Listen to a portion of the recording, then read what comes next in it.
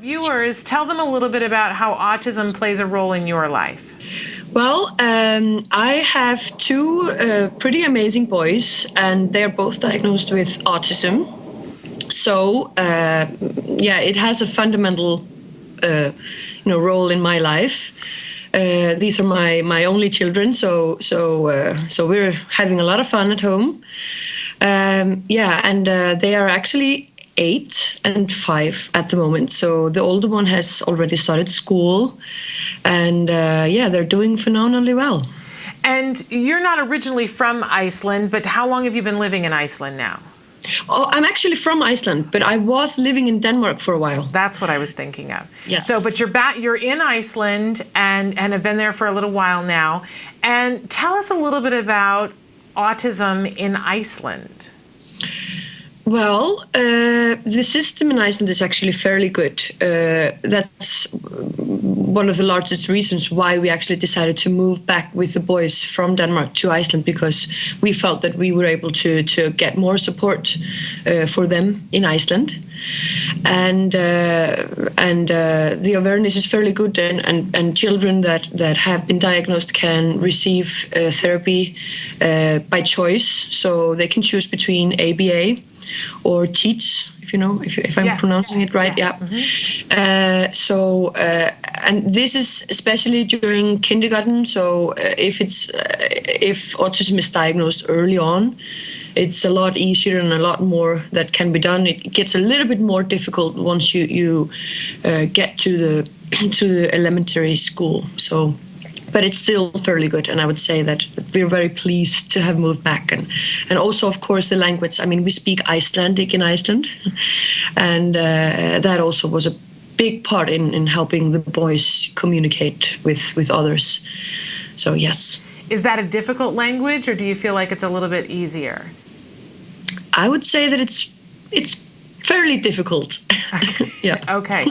And so you mentioned that you get your choice between ABA and Teach, and then is it provided by the government for free, Yes. or is it through like an insurance arrangement? No, it's for free. So all the children that do get a diagnosis have a right to therapy by choice. Usually it's, it depends on the level of diagnosis, but usually it's full support if they have an autism diagnosis. So it's governmentally funded, and that really helps. It plays a big role. Go Iceland. That's pretty fabulous. And so you've been able to participate in a program with your boys. What did you decide to do with them?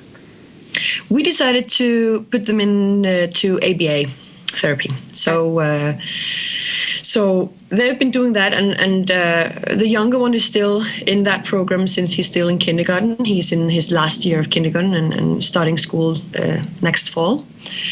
And I mean, the change between a few years, it's crazy, really. I mean, he was actually diagnosed originally as nonverbal, for instance, my younger one. And now he's just communicating and doing really, really well, and playing with other kids, showing them what he's doing. They're playing around. I mean, of course, he still has his challenges, but it's unbelievable what he's doing. And the older one, we only moved back to Iceland when he was 5, so he only got 1 year in kindergarten and with full ABA support. But still, this 1 year really, really helped. And he now is in the school system, and he actually has someone with him all day long. So he does have support, although it's not like one-on-one ABA therapy. And that really makes a difference. And I mean, he's getting friends and playing with them. And I think that the social part is probably the most important for him right now. Wonderful. And so you didn't have to fight for him to have an aide in the classroom. That was just something that was provided by the school? Well, I would say that we had to press for it and ask for it. And I would always recommend that you really need as a parent to ask for what you want for your kid. Yeah. And that's the way it is in Iceland, I think. I don't think that they give you the support if you don't ask for it. So we did that, but it wasn't a big deal. just as soon as we asked for it, the school system really, and the school that he's in really tried to help. Wonderful. Well, we can all learn a lot from Iceland. Now, you are a beautiful writer and you have a wonderful blog, but I know you're incredibly busy with 2 boys, and I know you've expressed that you wish you had more time to write for your blog. But Yes. for people who are watching who'd like to check out some of the things that you do write, where can they go to find the blog? Well, they can go to familyandautism.com. Familyandautism.com. But actually, I haven't been blogging for almost 2 years. It's also because I'm actually working full time as well. And I actually decided, and one of my last blogs was actually about like, just wait for it. And that was because I was actually starting a new initiative. And since then, that has sort of taken the whole time for me that I have left after work and, after taking care of the family. I've sort of moved from blogging a little bit, even though it's still up and running and people can access it. I've more turned towards autism charity. And tell us about that. It actually, because I was blogging so much, once I was living in Denmark, I was really looking around, seeing what others were doing in other countries at the time, and I really got inspired by how many countries are really, really taking a great initiative in terms of Autism Awareness Day and Autism Awareness Month, and really trying to raise the awareness. So once I got back to Iceland, I actually connected with a few friends and people that I'd heard of that were in a similar position as me, that had children with autism. And we decided to found this charity foundation for kids with autism.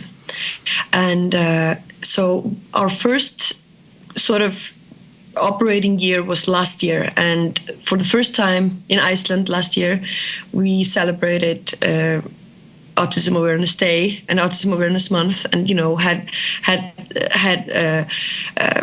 following with lighted up blue buildings and governmental buildings and companies participating, and it was so wonderful, and we actually got a fair amount of news coverage, which I think really helped, and we got some wonderful stories afterwards about people that had sort of come out of their shell and told others about being autistic, and siblings with autistic siblings of autistic kids, coming out in their classrooms and telling their classmates about it, and so it was really, really good, and we're trying to support both raise awareness, and really we also are having a fundraising where we're trying to support kids with autism in the best way that we can.